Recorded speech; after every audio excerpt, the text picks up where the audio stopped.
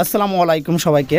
So আজকে অনেক মন চাইছে যে আপনার ফুচকা খাওয়ার জন্য। সো ফুচকা কিন্তু আশেপাশে আমার দোকানের আশেপাশে কিন্তু ছিল না। হ্যাঁ, সো এত মজাদার মানে ফুচকা আমি একদিন আগের দিন রাতে খাইছিলাম ফুচকা। সো আমি কিন্তু মানে সচরাচর ফুচকা খাই না। সো একদিন ফুচকা খাইছিলাম। ফুচকা খাওয়াটা মানে আমার ওই যে রোজার মাসে, রোজার শেষ দিনে মনে হয়, তো রোজার আসার পরে ফুচকা খাইছিলাম, খুবই মজা পাইছিলাম, অনেক মজা পাইছিলাম। সেই মজা অনুযায়ী হয়তো আজকেও সেই ফুচকাটা খাওয়ার ইচ্ছে হয়েছিল। সেই জন্য ফুচকা আমার দোকানের আশেপাশে ছিল না, অনেক দূর থেকে ফুচকাটা নিয়ে আসা হয়েছে। হ্যাঁ, প্রায় আমার দোকান থেকে প্রায় যাইতে 2 মিনিট লাগে, 3 মিনিট লাগে আর কি। ওইখান থেকে ফুচকাটা নিয়ে আসা হয়েছে। হ্যাঁ, দেখতে পাচ্ছেন 10 টাকার ফুচকা।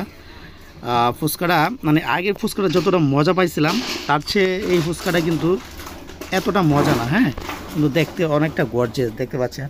যারা ফুচকা খাইতে পছন্দ করেন অবশ্যই তাদের মুখে জল আসবে সেই ফুচকার দৃশ্যটা দেখলে। হ্যাঁ, খুবই অসাধারণ একটা মানে ফ্লেভারটা দেখতে পাচ্ছেন, কালারটা কত সুন্দর। তো ফুচকা গরমের মধ্যে ফুচকাটা অবশ্যই ভালো লাগে। হ্যাঁ, এই জন্য নিয়ে আসা। আর ফুচকা কিন্তু খাওয়াটা অনেক মানে এখন যে খাইতেছিলাম খুবই মজা পাইতেছিলাম। হ্যাঁ, সো ওকে মামা, ফুচকা খাইবা? তুমি খাইবা? একটু খাইবা? হ্যাঁ, আচ্ছা তুমি পরে না আবার খাও, আমি এটা শেষ করে দিই নাকি? তুমি পরে খাও নাকি? তুমি তো একবার আগে খাইছিলা। ওকে,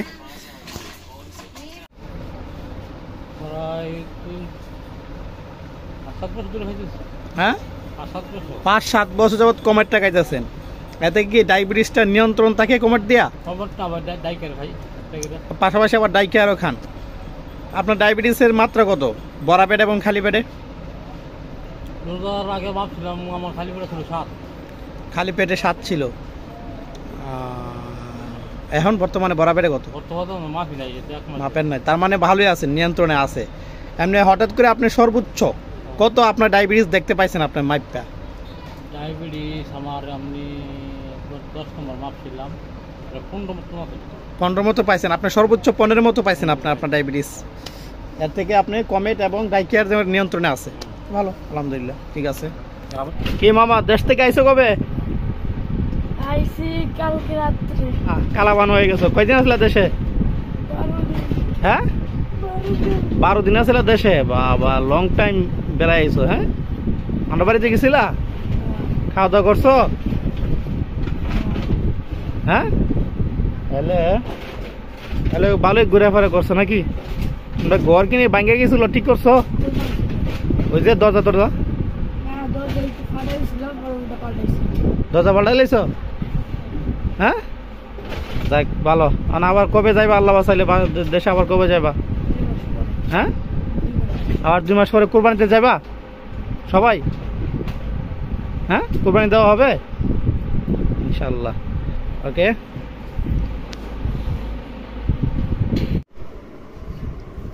কি আমু মজু খাবা? ওরে খাওয়াম, ভালো লাগে আনছি। হ্যাঁ, ওরে বাবা, খাওয়ার লোকে কেমন করতেছে? মা তুমি খাবা? সাব্বাস, পাবে না, ডোবায় খা।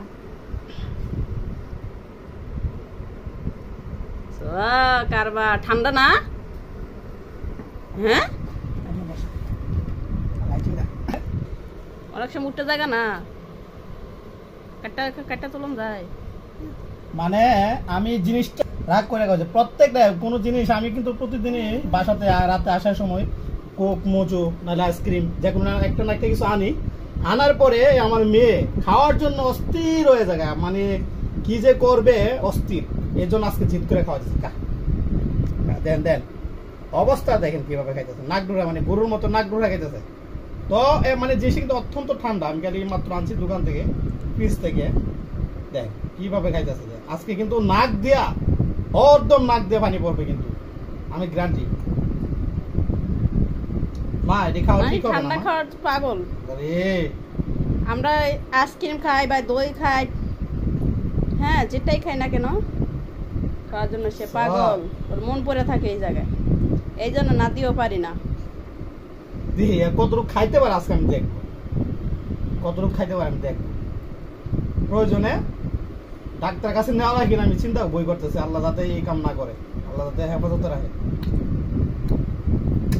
আমি জানি ঠান্ডা লাগবে, প্রচুর ঠান্ডা লাগবে, হাসি সহ্য দাও, হাসি পর্যন্ত আসবে। ঠান্ডা খাওয়ার পাগল আমার মতো।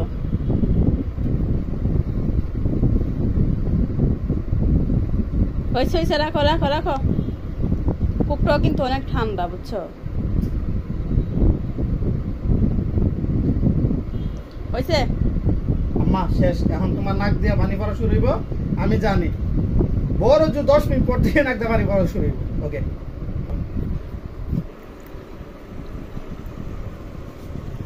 নাও, আমার এক গ্লাস খাইছি, পেট ভরে গেছে। নাও দাও। ওরে দাও, বাবা। খাওয়া লাগে কেমন করতেছে। মাম্মি খাবা? এই যে আমি খাচ্ছি, আর জানো বহুত খাইছে, এই যে আমি বহুত খাচ্ছি খাইছে, মা। বহুত খাইছে। খাই, আমার অনেক পছন্দ কো। ওরে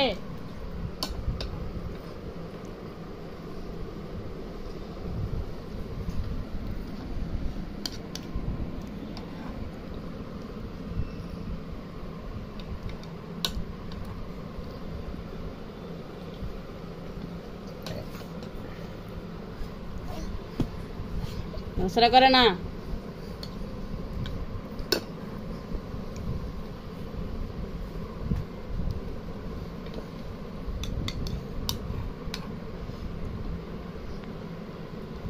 আর অল্প আছে, অল্প আছে। আচ্ছা, দেখ। শেষ শেষ না, এই যে এক চামচ শেষ। ওকে, এখন কি কোক খাবা না পানি? আম্মু আম্মু পেট ভরে তো মাশাআল্লাহ খিচুড়ি খাইছো, হ্যাঁ এখন কি মজু খাইবা? সবকিছু হজম হওয়ার জন্য খাইবা মজু? ছটফট করতেছে।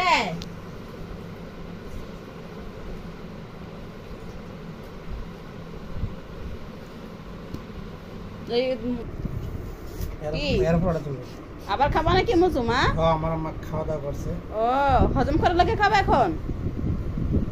খাবার খাওয়ার আগেও খাইছো মজু এক গ্লাস, এখন আবার আরেক গ্লাস খাচ্ছ। দাঁড়াও দিতেছি। আমি অস্থির। বাবারে বাবা, কি অবস্থা! মজু খাওয়ার পাগল, ঠান্ডা খাওয়ার একেবারে পাগল। হ্যাঁ, হজম করার লাগে খাচ্ছ? ওরে বাবা, মজা মজা মজা মজা।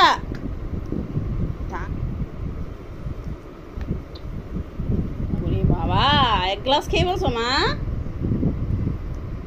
সাব্বাস সাব্বাস। ইস, থাক থাক থাক থাক, হয়েছে হয়েছে হয়েছে। অস্থির। গাইজ, আজকে আপনাদের সাথে একটা সুন্দর একটা জিনিস শেয়ার করব। এইটা হলো শরীয়তপুরের ঐতিহ্যবাহী লাল মরিচের ভর্তা, নাকি? ওরা এটা ভর্তা বলে, কিন্তু আমি এটাকে ভর্তা বলবো না, আমি বলবো এই লাল মরিচটাকে বেটে সেটে এটা প্রসেসিংটা আপনারা দেখতে পাবেন মনির সর্দার, ফেসবুকে চার্জ দিলে মনির সর্দারের ভিডিওতে এই প্রসেসিংটা দেখতে পারবেন। হ্যাঁ, লাল মরিচ দিয়ে কিভাবে ভর্তাটা হয়, ওরা নাকি ভর্তা বলে, আসলে কিন্তু এটা ভর্তা না। হ্যাঁ, এটা কিন্তু তেল দিয়ে করা হয়েছে, দেখতে পাচ্ছেন প্রচুর তেল। হ্যাঁ, তেল দিয়ে করা হয়েছে। এটা কিন্তু এক ধরনের বিরিয়ানি, মানে বিরিয়ানি বলতে কি, এক ধরনের ভাজি বললে চলে। হ্যাঁ, এক ধরনের ফ্রাই বললেও চলে, লাল মরিচের ফ্রাই। হ্যাঁ, এটা ওরা ভর্তা বলে, ভর্তা।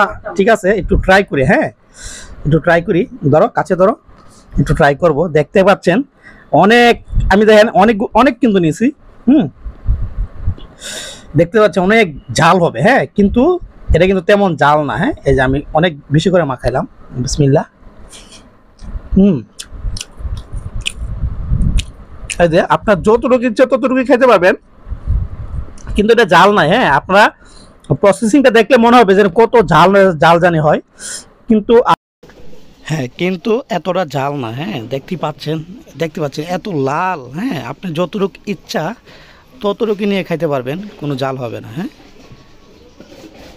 এখন এটা আপনারা জানেন কিনা জানি না, এই ভর্তাটা হচ্ছে চাপা শুটকি ভর্তা। হ্যাঁ, চাপা শুটকি ভর্তা আপনারা কোনো দেশে খা কিনা অবশ্যই কমেন্ট করে জানাবেন। হ্যাঁ, তবে আমাদের ব্রাহ্মণবাড়িয়া দেশে এটা অবশ্যই মানে চাপা শুটকি ভর্তাটা সবাই খায়। আমি জানি না সব দেশে খায় কি না। সো এই চাপা শুটকি ভর্তাটা কিন্তু অত্যন্ত একটা মজা, অনেক অনেক ভালো লাগে এই চাপা শুটকি ভর্তাটা। এই চাপা শুটকির ভর্তাটা করা হয় আপনার চাপা শুটকিরা আপনার কুচি লাউ পাতা বা মিষ্টি কুমড়া পাতা দিয়া, কুচি পাতাটা দিয়া মুড়ায়া মাটির পাতিলে, হ্যাঁ মাটির কড়াইতে আপনার দিয়া মানে বাজ্জালো আর কি ফ্রাই করা হয়। ফ্রাই করার পরে সেটা শিলপাটা দিয়া বাটা হওয়ার পরে এটার সাথে পেঁয়াজ দিয়ে তারপরে রসুন দেওয়া হয়, হ্যাঁ পেঁয়াজ রসুন, তারপরে পেঁয়াজ রসুনটাই মনে হয় দেওয়া হয়, আর কিছু দেওয়া হয় না, আমি সঠিকটা জানি না, কিন্তু অনেক মজা। এটা আমার বাসায় মাঝে মধ্যে করা হয় বিউটি করে। আর ছোটোবেলা যখন বাড়িতে থাকতাম তখন আম্মাও এটা করতো বেশিরভাগ, হ্যাঁ মাঝে মধ্যে করতো আর কি, খুবই ভালো লাগতো আর কি সেই চাপা শুটকি ভর্তাটা। আপনারা আপনারা যে ডিস্ট্রিক্ট থেকে আপনারা এই ভিডিওটা দেখতেছেন আপনারা খান কি না অবশ্যই কমেন্ট করে জানাবেন। এটা কিন্তু আমার কাছে অত্যন্ত ভালো, এই জিনিসটা কিন্তু চাপটি পিঠা দিয়ে কিন্তু অনেকটা ভালো লাগে, হ্যাঁ চাপটি পিঠা দিয়ে যখন খাবেন তখন অনেকটা মজা পাওয়া যায়। এই যে আমি কিন্তু আপনার এই যে মরিচের ভর্তা কিন্তু আরেকটু নিলাম, দেখতে পাচ্ছেন মানে খাবার দেখলে মনে হবে যেন কত ঝাল, কিন্তু আসলে কিন্তু এতটা ঝাল না কিন্তু, হ্যাঁ একদমই স্বাভাবিক দেখতে পাচ্ছেন। আমার কাছে কিন্তু অত্যন্ত মজা লাগতেছে, এই যে আমি খাচ্ছি, হ্যাঁ। আর এটা হলো আপনার ইলিশ ফ্রাই,